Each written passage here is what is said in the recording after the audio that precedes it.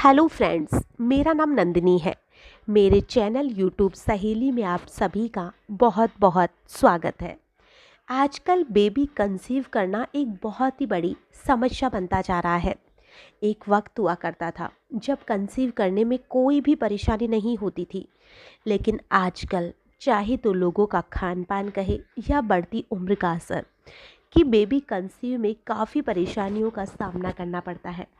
और जब बच्चे कंसीव नहीं हो पाते हैं तो जो भी हमारे जानने पहचानने वाले लोग हैं, चाहे तो वो रिश्तेदार हो चाहे तो हमारे दोस्त हो, हमें तरह तरह की राय देते रहते हैं कि तुम्हें ये करना है वो नहीं करना है। हमें बहुत सारी अलग अलग राय मिलती रहती है, जिसमें कुछ लोग ऐसे भी होते हैं जो हमें कहते हैं कि कंसीव करने के लिए तुम्हें इतनी देर तक लेटे रहना होता है, तभी कंसीव हो पाएगा। वैसे हम आपको बता दें कि ओव्यूलेशन जब हो जाता है उसके 12 से 24 घंटे तक हमारा जो अंडा रहता है वो जीवित रहता है, और उस वक्त पे ही फर्टिलाइजेशन हो जाता है और उसका भ्रूण बढ़ जाता है।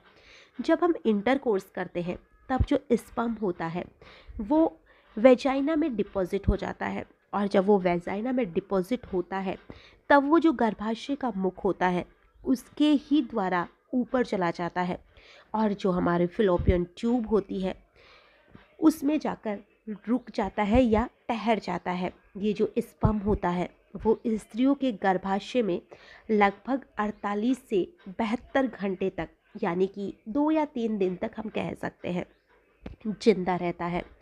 ओव्यूलेशन के पहले के जो 3 दिन होते हैं, यानी कि जब भी किसी महिला का ओव्यूलेशन होता है उसके पहले वाले जो 3 दिन होते हैं वो, और ओव्यूलेशन होने के बाद का 1 दिन, ये 4 दिन ऐसे होते हैं जो प्रेगनेंसी के लिए काफ़ी ज़्यादा महत्वपूर्ण होते हैं। और इन दिनों में जब इंटरकोर्स किया जाता है तभी प्रेगनेंसी के जो चांसेस होते हैं वो सबसे ज़्यादा होते हैं।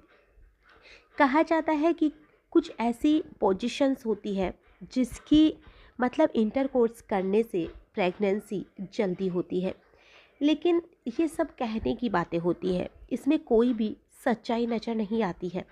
अगर सच कहे तो जिसमें आप ज़्यादा कंफर्टेबल फील करते हैं या आपको लगता है कि ये मेरे लिए ठीक है, वही आपके लिए सबसे ज़्यादा बेहतरीन होता है।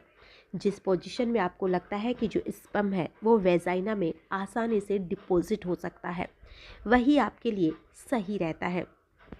इसमें जो सीमेन होता है उसमें लाखों स्पर्म होते हैं, और उसमें से बहुत ही कम ऐसे होते हैं जो गर्भाशय तक जा पाते हैं, यानी कि हम कह सकते हैं कि लगभग 1000 के आसपास ही गर्भाशय तक जा पाते हैं।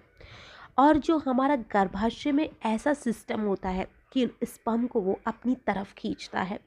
स्पर्म में बहुत सी चीज़ें होती है, जो फालतू की होती है वो निकल जाती है, और जो शुक्राणु होते हैं वही हमारे अंदर तक जा पाते हैं। और इसमें से जो सबसे बढ़िया क्वालिटी का शुक्राणु होता है वही फिलोपियन ट्यूब के अंदर जाता है, और वही जो अंडा होता है या जो बीज होता है उससे फर्टिलाइज होता है। और ये जो बीज होता है वह ट्यूब के बड़े भाग पे स्पर्म के लिए रुका रहता है। जब इंटरकोर्स हो जाता है तो गर्भाशय के मुख से जो स्पर्म होते हैं वो अंदर चले जाते हैं। और इस सारी प्रक्रिया में अगर हम देखें तो मुश्किल से 1-2 मिनट का ही समय लगता है, इसमें कोई बहुत ज़्यादा समय नहीं लगता है। लेकिन फिर भी कुछ लोग कहते हैं कि इसके लिए हमें आधे घंटे लेटे रहना है, 1 घंटे लेटे रहना है, अगर हम कंसीव के लिए कोशिश कर रहे हैं तो। लेकिन ऐसा कुछ नहीं होता है कि आपको इतनी देर लेटने की ज़रूरत है। अगर आप कंसीव के लिए कोशिश कर रहे हैं तो आप ज़्यादा भी नहीं तो अपनी सावधानी के लिए, या कहे कि अपने मन की संतुष्टि के लिए, अगर आप 10 मिनट भी लेट जाए तो भी काफ़ी होता है। वैसे तो 1 मिनट ही काफ़ी है, लेकिन फिर भी कई बार होता है कि 10-15 मिनट लेटना भी हम ठीक मान सकते हैं। और आप अगर कंसीव के लिए ट्राई कर रहे हैं तो आपको इस बात का ज़रूर ध्यान रखना है कि आपको इंटरकोर्स के तुरंत बाद में आपको जो वेजाइना है उसे वॉश नहीं करना है। और इससे कि आपको ऐसा नहीं होता है कि इससे कंसीव नहीं हो पाता है, कंसीव तो इससे भी हो जाता है, लेकिन अगर कंसीव की कोशिश कर रहे हैं तो रिस्क ना उठाना ज़्यादा सही रहता है। तो अगर आप इंटरकोर्स कर चुके हैं तो इसके बाद 10-15 मिनट आराम से लेटे रहिए और आधे 1 घंटे के बाद में जाकर आप जो वेजाइना है उसे वॉश कर सकते हैं। और इसमें आपको ज़्यादा परेशान होने की कोई भी ज़रूरत नहीं है। हमारा वीडियो कैसा लगा आप हमें कमेंट में ज़रूर बताइएगा।